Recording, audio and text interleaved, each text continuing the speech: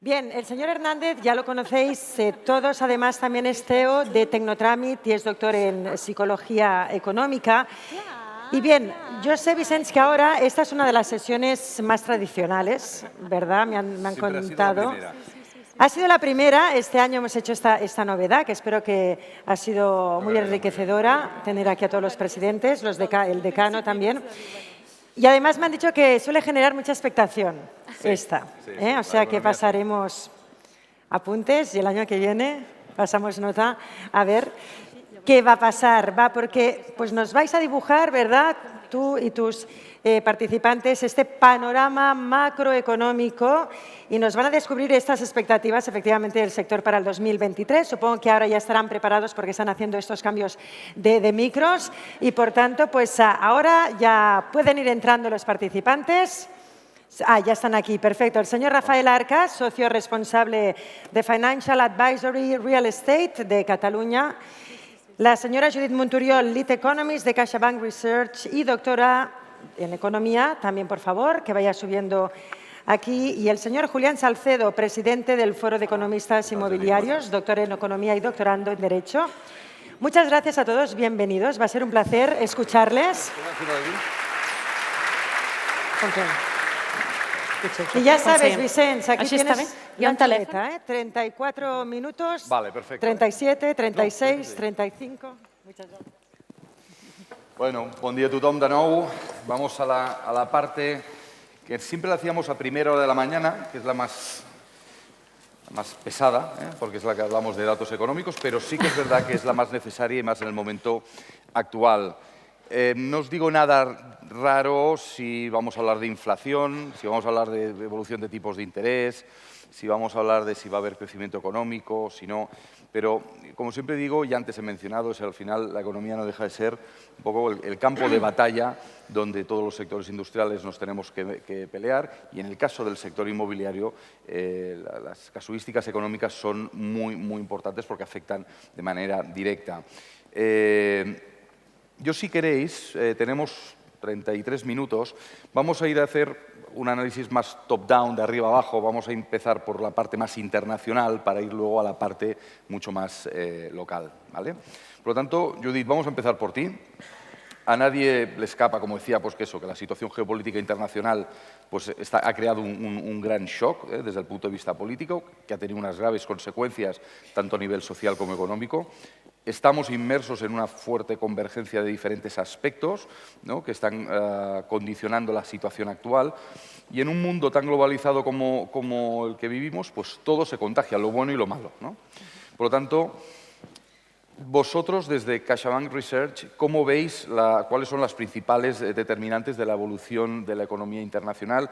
¿Qué riesgos, qué amenazas estáis viendo? Bueno, primero de todo, buenos días a todos y gracias, Vicens, y a la organización por la invitación.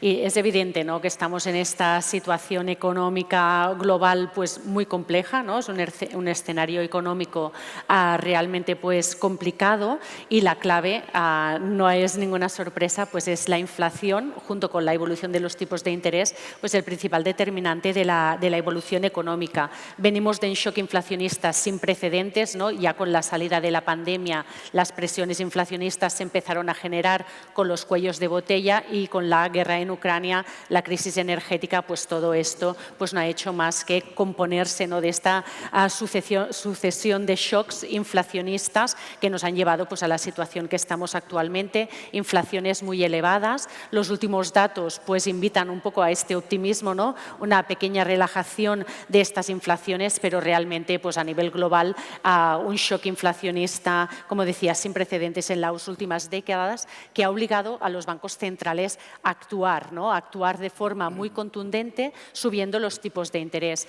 empezando, ¿no?, pues por la FED, ¿no?, que fue el primer banco así de economías desarrolladas a actuar con mucha contundencia, y le siguió pues el BCE. Y esta subida de tipos de interés, como sabemos, pues la política monetaria afecta a la economía real con un cierto lag, con un cierto retraso, y aunque ya llevamos meses con la subida de interés interés, pues aún no hemos notado todo este enfriamiento de la actividad económica que se va a derivar de esta subida de tipos de interés y, por tanto, pues los escenarios económicos que se manejan pues desde las principales instituciones internacionales, analistas, etcétera, pues es de enfriamiento de la actividad económica para este 2023. Por ejemplo, para el global del mundo, crecimiento del 2,7 comparado con algo por encima del 3 en 2022. Por tanto, una cierta ralentización económica. En Estados Unidos, previsiones alrededor del 1%, eurozona, previsiones de crecimiento del PIB muy modestas, crecimientos alrededor del 0, un estancamiento, ¿no?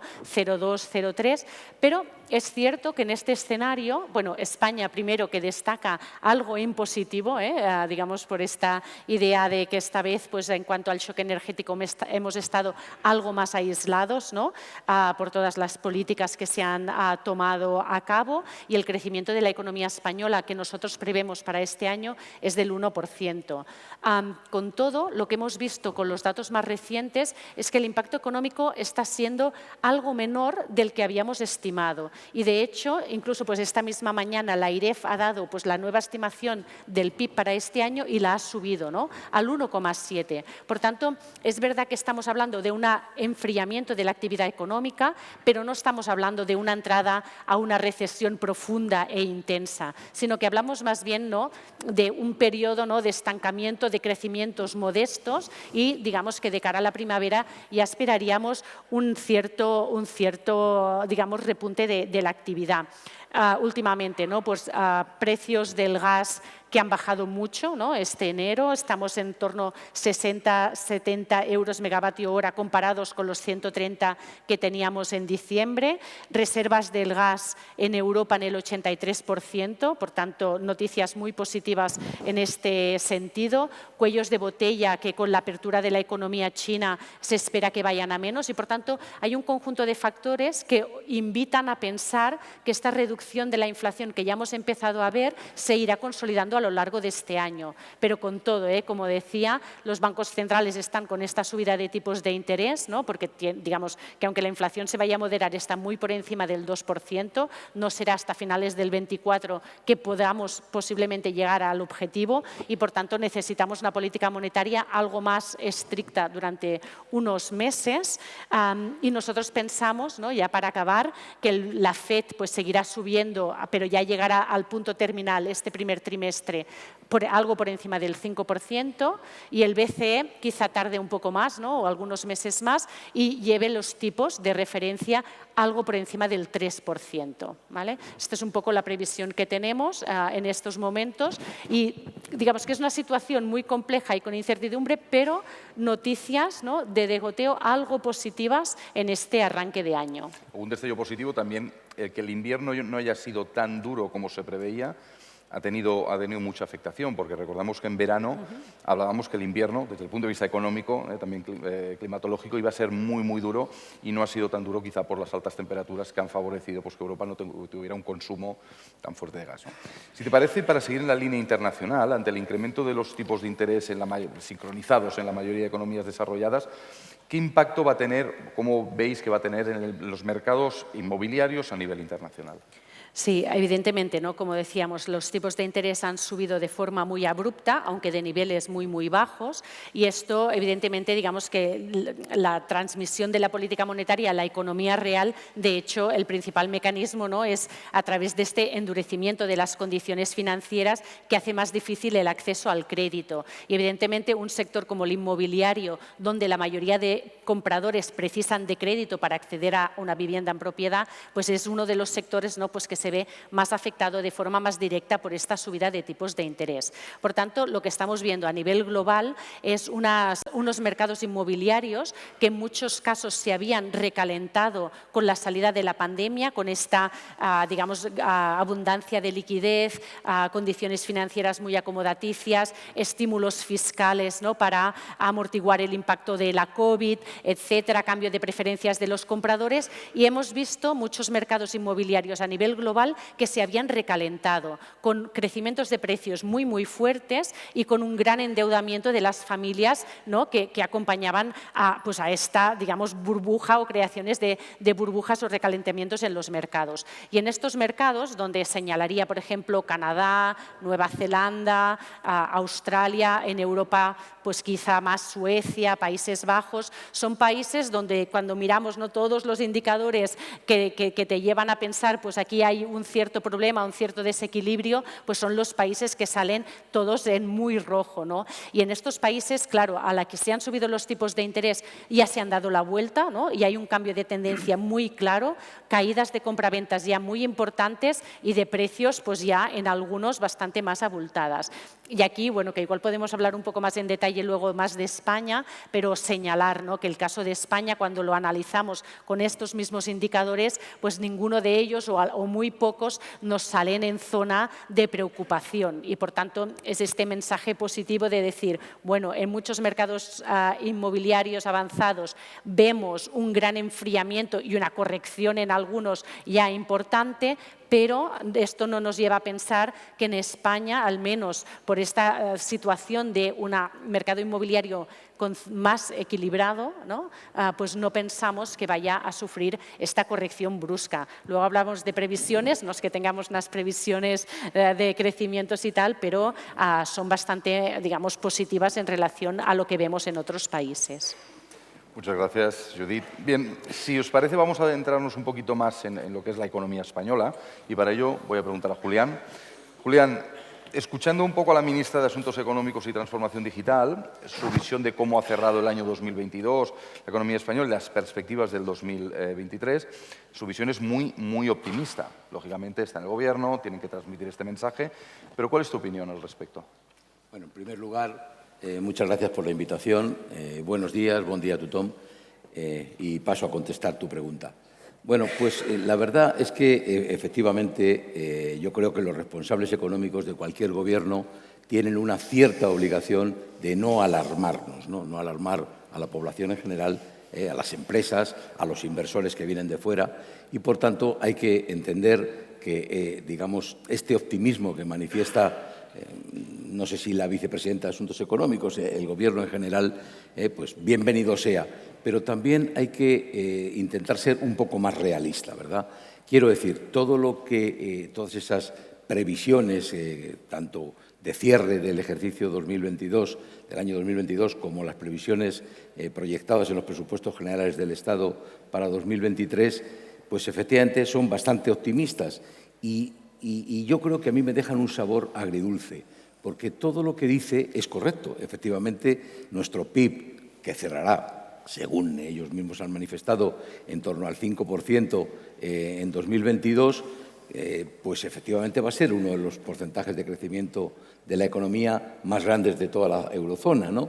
Efectivamente se han creado un buen número de empleos y, consiguientemente, se ha reducido la tasa de paro, etcétera. Digamos, todos los indicadores apuntan a ser buenos. ¿Qué es lo que ocurre o qué es lo que me parece a mí? Que no basta con que sean buenos. Hay que ver, efectivamente, cuál es la perspectiva que van a tener adelante. Por ejemplo, el PIB crecerá, lo asumo, un 5% este año el año pasado, 2022, ¿no? Pero, claro, el año 2021 creció el 5,5%. Por tanto, esta primera comparación ya determina que, aunque sea muy ligeramente, sí que efectivamente se está desacelerando. Parece que muy poco la economía española, pero se está desacelerando. Claro, hay que tener en cuenta que el PIB que nos facilitan a todos es el PIB a precios de mercado. Entonces, el efecto de la inflación tiene un efecto importantísimo. Haya terminado en el 5,8% o en la cifra que sea, ¿no? Ha tenido una media de inflación durante todo el año 2022 superior al 8,5% o en el entorno del 8,5%. Por tanto, el PIB nominal, digamos, el que ve precios de mercado, pues es lógico que crezca el 5,5%, pero si hiciéramos la comparación y deflactáramos y lo pusiéramos, digamos, a precios reales, nos encontraríamos con que ha crecido mucho menos del 5%. En cualquier caso, en PIB nominal, 5,5 en 2021 y 5% en 2022 dan el 10,5%. Todavía es inferior al 11,3 con que cerramos de descenso en el ejercicio 2020, ¿verdad? Es verdad que por la pandemia. Pero es que, claro, en el año 2023 las previsiones del Gobierno, las que están expresadas en el cuadro macroeconómico, plantean un crecimiento del PIB del 3,9%, cuando la mayor parte de organismos internacionales lo sitúan en el entorno del 1,1%. He oído a Judith que ellos mismos lo cierran ya, lo establecen la previsión en el 1,7%. Bueno, es una subida considerable respecto del 1,1%. Es posible que se cumpla, pero en cualquier caso seguirá siendo menos de un 50% de la previsión del Gobierno, ¿no? Esto mismo, que no quiero aburrir con números, podríamos establecerlo en términos de deuda pública, en términos de déficit público, etcétera. Yo creo que el Gobierno, en este sentido, sobreestima los indicadores económicos, ¿no? Puede estar bien para dar, digamos, moral a la tropa, ¿verdad? Moral a las empresas y a los ciudadanos, pero yo creo que no ayuda, porque los inversores, que son al final los que tienen que, digamos, poner sus fondos, sus capitales en la economía española, ya sean inversores nacionales o sean inversores extranjeros, hacen su propio análisis, hacemos nuestro propio análisis, ¿no? Y, evidentemente, si creemos que esos indicadores no son sólidos, no son excesivamente fiables, lo que hacemos es justamente el efecto contrario, o lo que se consigue es el efecto contrario, y es retraernos, ¿verdad? Entonces, por tanto, yo creo que hay que ser optimistas. Evidentemente, no ha salido todavía la temida palabra, ¿no? Pero, efectivamente, España no va a entrar en recesión en el año 2023. Eso es una magnífica noticia. Es verdad también que, efectivamente, seguirá creciendo el empleo, pese a que en menos volumen, menos nivel que el año 2022, pero eso pese a que el crecimiento del PIB sea inferior. ¿Cuáles son los dos grandes obstáculos con que nos vamos a encontrar? Clarísimamente la inflación. La inflación no vamos a controlarla, no vamos a dominarla. Es posible que cerremos en el 4%, pero seguirá siendo una tasa de inflación muy alta para 2023 y, en cualquier caso, también el tema, me preocupa, el tema de la deuda y el déficit público, ¿no? Yo he hecho el análisis, como lo podéis hacer cualquiera de vosotros, y el gasto público en los 2 últimos años ha crecido en el entorno de 50.000 millones de euros, ¿no? Bien, estoy hablando de los 2 últimos años, 2021 y 2022. No he puesto el 2020, que es el año de la pandemia, ¿no? El problema no es que haya crecido incluso con el gasto público que se disparó en la pandemia, sino que este gasto se consolide en los próximos ejercicios y se convierta en un gasto que es lo que yo me temo estructural. Por tanto, al final, esto tiene un efecto perverso porque incrementa el gasto público, que ya está muy cercano al 50% del PIB español, y, en cualquier caso, luego va a ser muy difícil reducir déficit y gasto público, ¿no? Yo creo que hay que ser un poco optimista y que tenemos que poner toda la carne en el asador y echarle el resto para que, efectivamente, España salga con bien de esta crisis. Cuando hablas de la tasa de paro, ¿incluyes a los fijos discontinuos o no? Bueno, claro, la tasa de paro oficial está en el 12,7%.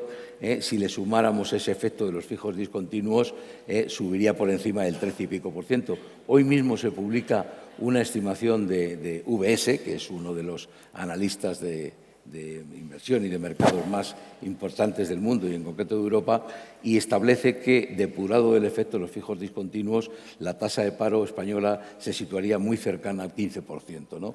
Yo creo que, efectivamente, esa cercanía al 15% está más próxima que la cercanía al 12,7%. Muchas gracias, Julián. Bueno, vamos a seguir hablando de economía, lógicamente, pero lo vamos a hacer desde una perspectiva mucho más empresarial, desde el punto de vista de las empresas, ya que el estado de ánimo de las empresas muchas veces es un gran indicador, ¿no?, de hacia dónde pueden ir los tiros en la economía. Rafael, aprovechando un estudio que desde Deloitte habéis realizado, que todavía no se ha hecho público. Hoy lo recogía Expansión. Estamos en primicia, esto es primicia, ¿no? Hoy lo recoge Expansión en su sección de Cataluña, sí. Perfecto. La verdad es que no lo sabía, ha sido... Eso casualidad, ¿no? Casualidad. Bueno, que en un estudio donde participan directivos de empresas catalanas de todos los sectores, que se llama Perspectivas y tendencias del M&A en 2023, Pues teniendo en cuenta este estudio, ¿cuáles son los principales riesgos que ven los empresarios, que ven vuestros clientes y cómo estos pueden afectar al mercado, sobre todo de transacciones corporativas, que ha sido muy activo durante el año 2021-2022? ¿Cómo lo veis el tema de fusiones y adquisiciones en este sentido? Bueno, pues en primer lugar, pues, buenos días a todos, buen día a tothom. Gracias a la organización por invitarnos y a los ponentes a acompañar en este día. La verdad es que cuando preparábamos la jornada con Vicens, le comentaba que quizá valdría la pena, es una jornada dedicada al inmobiliario, yo soy socio responsable de real estate en Deloitte, o sea, me dedico al real estate, pero que teniendo este estudio, pues valía la pena un poquito darle esa pincelada de lo que es el sector empresarial general y no solo centrarnos en el inmobiliario. Así que voy a ser un poquito el punto diferencial en este sentido. El 2022, como tú decías, fue un año bueno en lo que se refiere al mundo de la inversión, que esto, pues como tú dices, es muy claro en el ánimo de los empresarios, en el ánimo de los inversores. Es verdad que fue mejor en España y en Cataluña que en el resto de Europa. Yo creo que porque aquí en el resto de Europa se anticipó pues, los indicadores macroeconómicos no tan buenos o algo más negativos que lo que ocurrió en España. Y por lo tanto, pues, fue un nivel similar.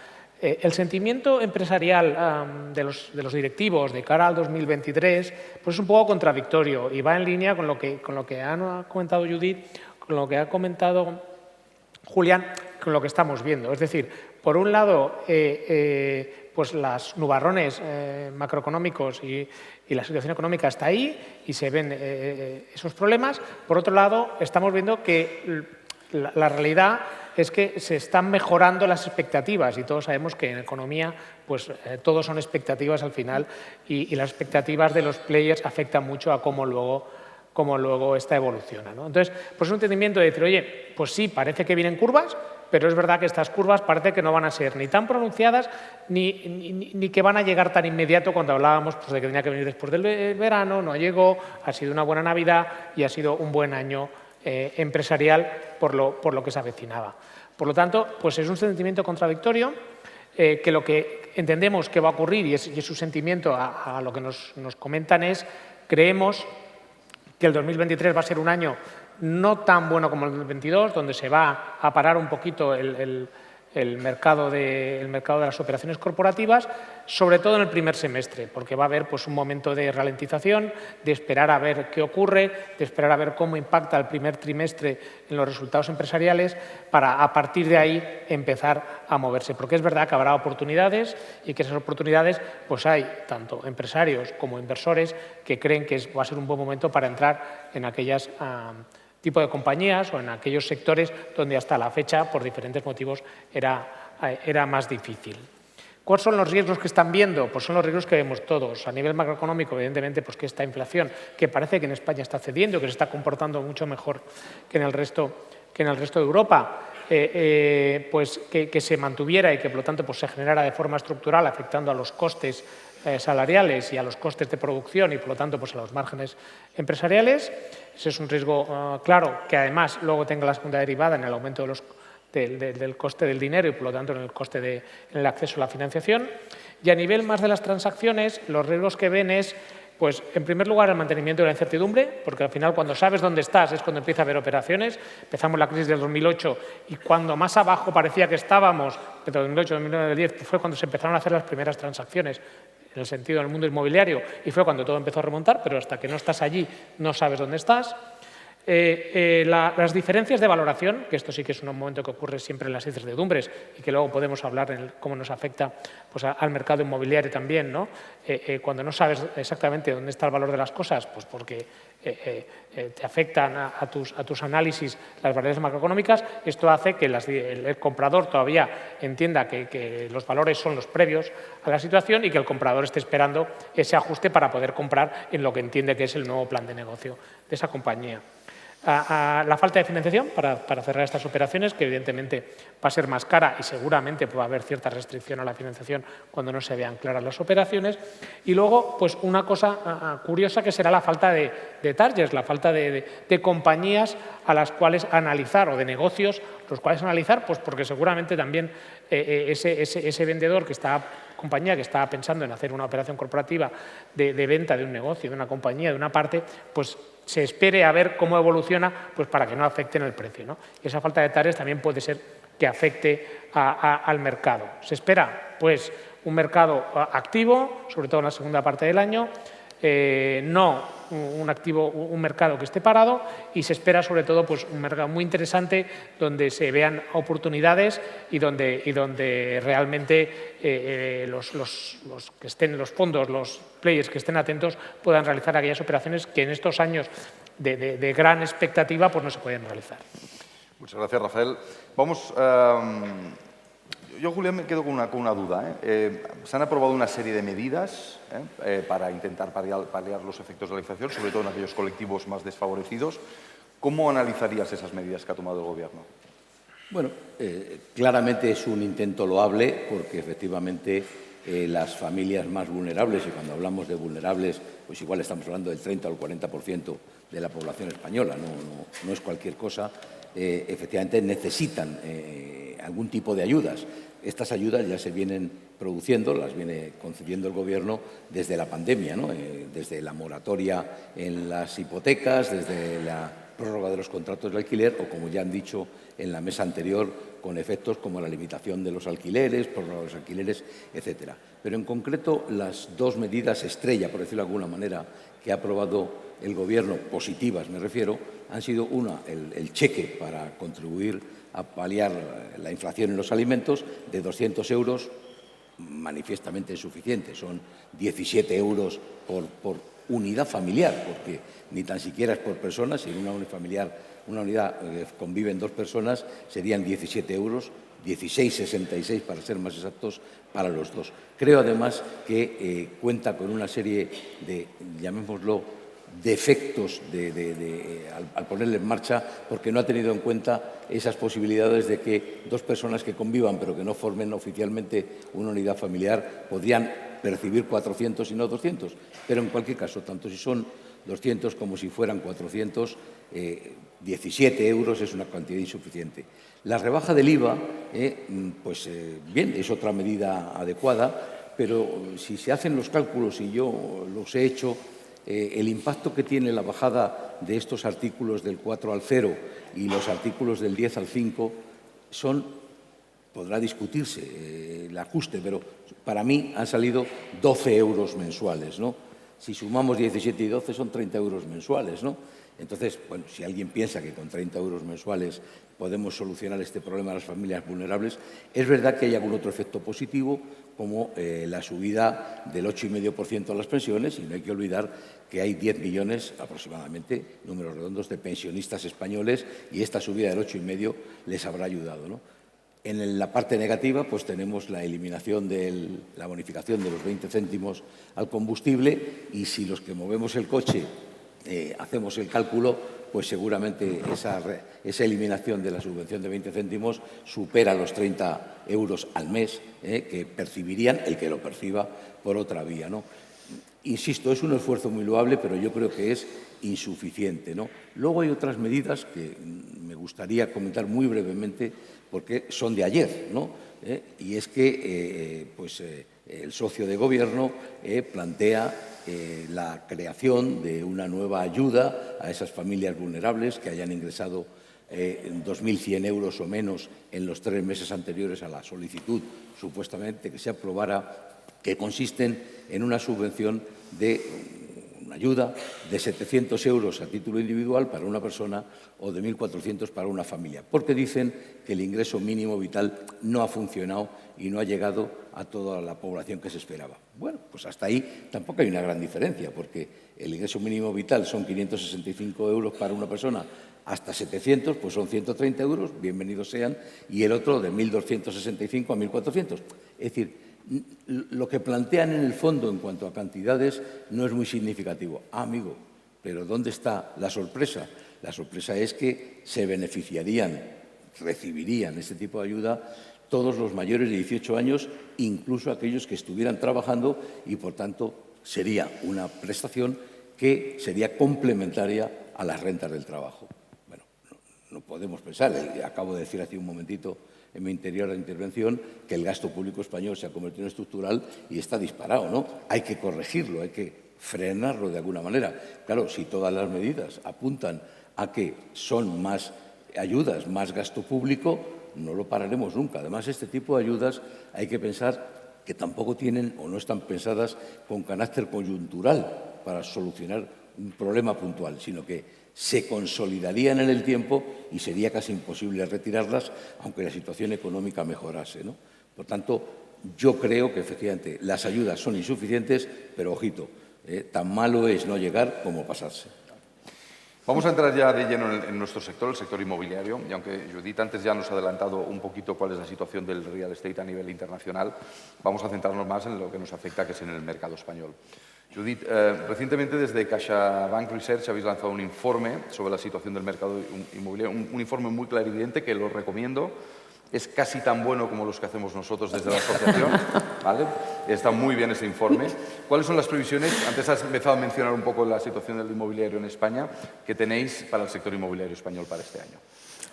Sí, antes, bueno, yo creo que era importante distinguir porque a veces vemos estos hecatombes a nivel global y pensamos, uy, esto nos va a llegar aquí también, ¿no? Y creo que es importante distinguirlo, pero es evidente, ¿no?, que con la subida de tipos de interés que ya se ha llevado a cabo, más lo que pueda quedar en las próximas 2 o 3 reuniones, pues el impacto sobre el inmobiliario español pues se va a notar. Sobre todo pensamos en la parte de compraventas. Nosotros tenemos una previsión de una caída del 20% para este año, pero también hay que tener en cuenta que venimos de un 2022, ¿no?, con un número de operaciones muy, muy elevado, y esto nos llevaría a predecir unas 480.000 para este año, que es un nivel algo más bajo de lo que teníamos antes de la pandemia, pero de todas formas sigue siendo pues un número considerable. Creo que la clave aquí, ¿no?, y por la que pensamos que a pesar de esta fuerte caída del 20% en número absoluto, pues pensamos que el mercado pues todavía pues va a tener un buen comportamiento, es el mercado laboral, ¿no? Estamos viendo los mercados laborales que tienen una gran resiliencia en todas las economías avanzadas y también lo estamos viendo en España, y con un crecimiento del PIB del 1%, algo por encima del 1%, el 1,7 que mencionaba antes es el de la IREF, no es nuestro número, solo para aclararlo, pero que son cifras que todavía nos llevan a pensar que habrá creación de empleo menor que los años pasados, que también salíamos de una pandemia, tampoco estos ritmos que hemos visto tampoco no son los habituales, pero en una situación de un mercado laboral estable con cierta creación de empleo, pensamos, ¿no?, pues que el inmobiliario puede tener un buen comportamiento. En cuanto a precios, pues una fuerte ralentización, nosotros pensamos un estancamiento de los precios, uno puede pensar crecimientos alrededor del 1%, distinguiendo claramente lo que es obra nueva más afectada, digamos, por los costes de construcción y que la segunda mano que puede, digamos, experimentar un ajuste algo más grande, pero de todas formas, si lo miramos en relación a la subida de tipos de interés que estamos teniendo y lo que dicen los modelos económicos, ¿no?, de por cada 100 puntos puntos básicos que aumentan los tipos de interés, ¿cuál es el impacto en el precio de la vivienda? Bueno, todos estos modelos, cuando los miramos, tienen sensibilidades enormes, ¿no? El Banco Central Europeo habla de horquillas de entre el 5 y el 9% en 2 años acumulados, Oxford Economics, Standard & Poor's, o sea, analistas realmente muy reputados, digamos que si usas las sensibilidades históricas encuentras cifras muy elevadas. Nosotros en nuestro escenario no estamos incorporando estas sensibilidades tan elevadas, por lo que comentaba antes, ¿no?, que no observamos desequilibrios y por tanto no pensamos que el precio tenga que corregirse, pero sí que pensamos pues un cierto estancamiento del precio en este 2023, igual prolongándose hasta el 24, por lo que decía antes de que la política monetaria se transmite a la economía con un cierto retraso de 6 o 8 trimestres y por tanto pues el efecto máximo lo veremos más bien a mitad de año, final de este año. Julián, ¿qué opinas? Bueno, ¿Cómo ves el mercado?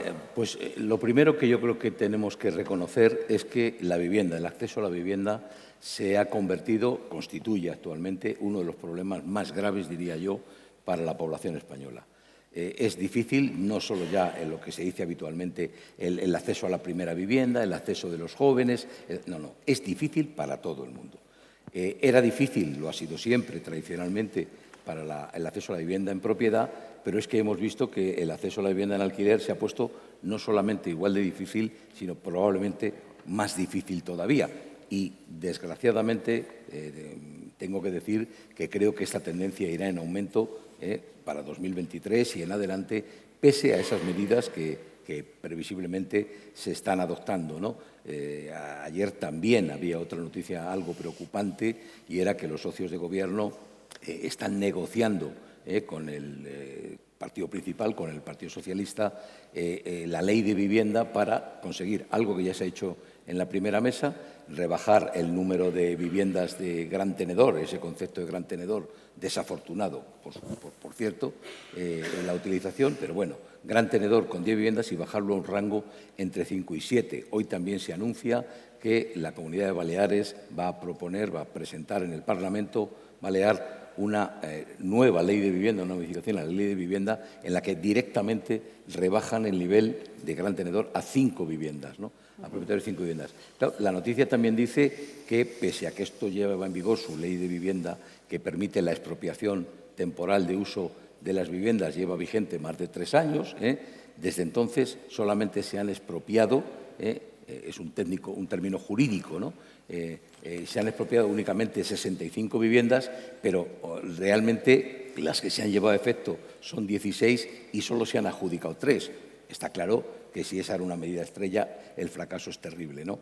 Insisto que la vivienda es un gran problema y que, como decía Judith, sí, este año 2023 bajará el número de transacciones, pero yo siempre tiendo a decir que a mí el número de transacciones no me preocupa demasiado, porque el 80-90% son viviendas, entre el 80 y el 85, son viviendas de segunda mano, por tanto, cambian de mano, y a mí lo que verdaderamente creo que es representativo para el sector es la nueva producción.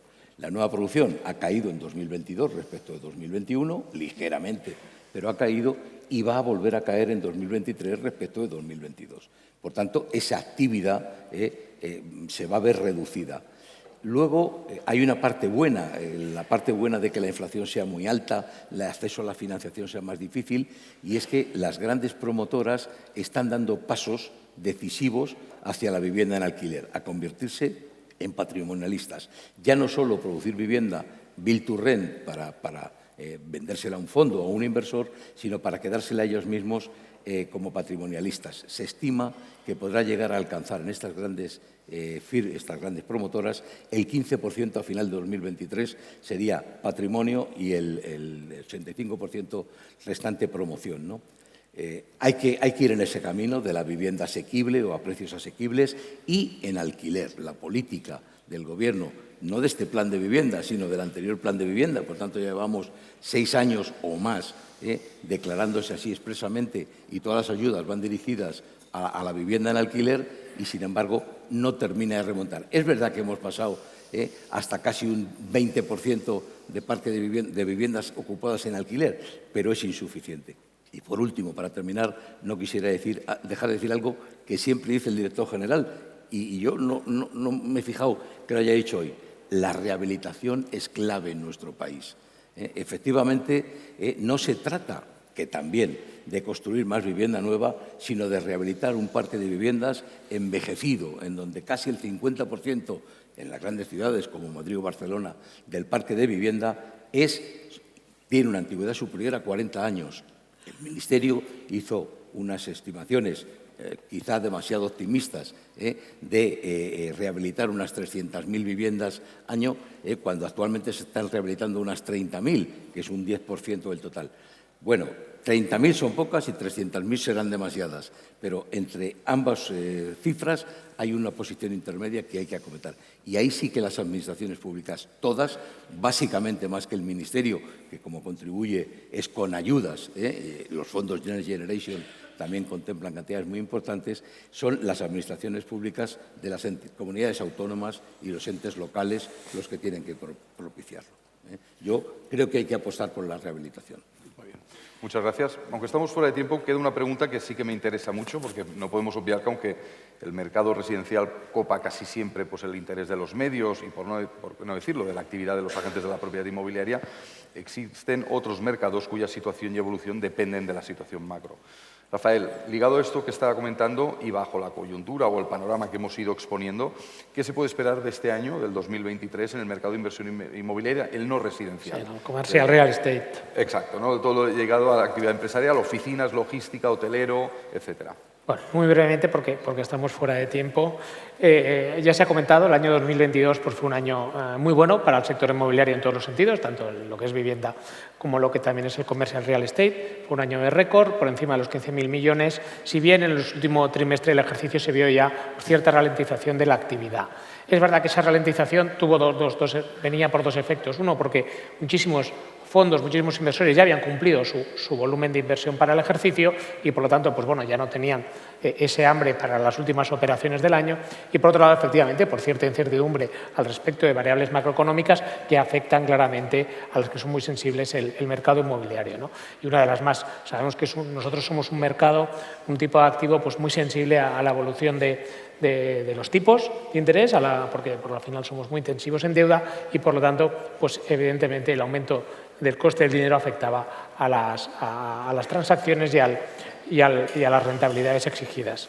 En este sentido, a pesar de la perspectiva macro, pues que no es la mejor para 2023, como os venía hablando, me resisto a decir que es mala, porque tenemos crecimiento del PIB, porque cada día decimos una cosita buena al respecto de la misma. La verdad es que los fundamentales del sector inmobiliario se mantienen bastante bien. Nosotros, que haya inflación, lo ha comentado antes pues uno de los ponentes, que no haya inflación nos va bien, es un activo refugio, es un activo donde se ve, ya pasó en el COVID, donde al final el inversor ve que tiene esa capacidad de pasar menos en la vivienda por la regulación, más en el comercial real estate, la inflación a su negocio y trasladarla pues, al final al inquilino. Por lo tanto, eso pues, nos funciona bien. Dicho esto, pues, se ve el 2023 con una mayor prudencia de lo que se veía respecto del 2022, donde sí que se anticipaba siempre que iba a ser un muy buen año. Nosotros hablamos continuamente con los inversores, hablamos continuamente con Family Office, inversores nacionales, extranjeros. Nos hemos pegado una ronda pues, a final del año pasado y primeros de este por Estados Unidos y por UK y Alemania para ver cuál es su sentimiento. Sus economías, dejando al lado el efecto americano, pues la economía europea en general están funcionando peor que la nuestra y tienen un sentimiento más prudente que el que podamos tener aquí, pero es verdad que también lo que nos están diciendo es, y en línea con el informe, yo cuando lo leía, pues digo, bueno, pues es que se anticipan a lo que luego es el sentimiento empresarial, ¿no?, del inversor. De wait and see, vamos a ver qué ocurre. Yo creo que más influenciados por lo que les ocurre en sus países de origen que por lo que pueda estar ocurriendo en España, van a esperar, yo creemos que ese primer semestre van a estar esperando a ver qué ocurre, pero también nos han dicho que van a estar muy activos analizando operaciones, cosa que no decían en previas crisis. Es decir, oye, yo me lo voy a estar mirando todo continuamente y en cuanto vea la oportunidad, en cuanto vea que la cosa está clara, vamos a invertir porque seguimos entendiendo que España es un país con unos fundamentales económicos muy importantes y muy interesantes, mejores en la coyuntura de lo que está ocurriendo en el resto de Europa y, por lo tanto, es un sitio donde estar. Por lo tanto, ahí, vamos a, yo creo que un poquito de prudencia el primer trimestre y luego vamos a empezar a ver cómo todo el mercado inversor se acelera. Es verdad que aquí tenemos un punto que va a ser la falta de transacciones comparables. Se han empezado a parar las transacciones, como decía antes, con la diferencia de valor. Cuando se para el mercado y no hay transacción, porque todo el mundo se acaba mirando a qué yield, a qué rentas, a qué tal se ha transaccionado la operación anterior, pues cuando no pierdes esa perspectiva te cuesta entrar. Es verdad que veníamos de un momento, que lo comentaba con mi compañero de Deloitte Cola después, donde todo era al 4%. Oye, en logística al 4%, oficinas al 4%. No tenía mucho sentido tampoco esto, ¿no? Pero bueno, pues cada cosa tiene su riesgo y cada cosa tiene sus rentas y por lo tanto su valor. Sí que va a afectar esta crisis, está clara, a los activos obsoletos. Ya estábamos viendo que le afectaba de forma significativa en valor. Aquellos que no estén adecuados a la sostenibilidad, o obviamente aquellos que no estén bien ubicados, porque pues, en real estate la ubicación es un más, y aquellos que no estén respondiendo a las necesidades de los usuarios. Y hablábamos ahí, pues en oficinas, pues en las oficinas, que venía a ser un activo con un interrogante importante durante el COVID, con unos fundamentos muy buenos previos, pero que rápidamente los propietarios de oficinas se están adaptando a las nuevas tendencias de trabajo y están pensando cómo los modelos híbridos, la flexibilidad o poner al usuario en el centro para poder darle servicio al usuario, pues esto va a hacer que que los activos no pierdan valor y sigan siendo interesantes, ¿no? Entonces, bueno, pues esta es un poquito, sin querer avanzar más porque estamos fuera de tiempo, la foto que esperamos. Tranquilidad o una poquita de wait and see durante el primer trimestre, veremos si se extiende o no al segundo en función de las valoraciones macroeconómicas y de lo que ocurre en Europa, porque al final tenemos mucho inversor extranjero que es muy sensible a lo que ocurre en su país, y después pues, un impacto significativo seguramente el segundo semestre que nos haga pues, empezar 2024 con una buena inercia. Muy bien, pues bueno, nos hemos pasado de tiempo. Cristina, te pido disculpas, asumo la culpa. Nada más, daros las gracias, Judith, Rafael, Julián. Muchas gracias, es un placer teneros aquí y os pido un fuerte aplauso para ellos. Muchas gracias.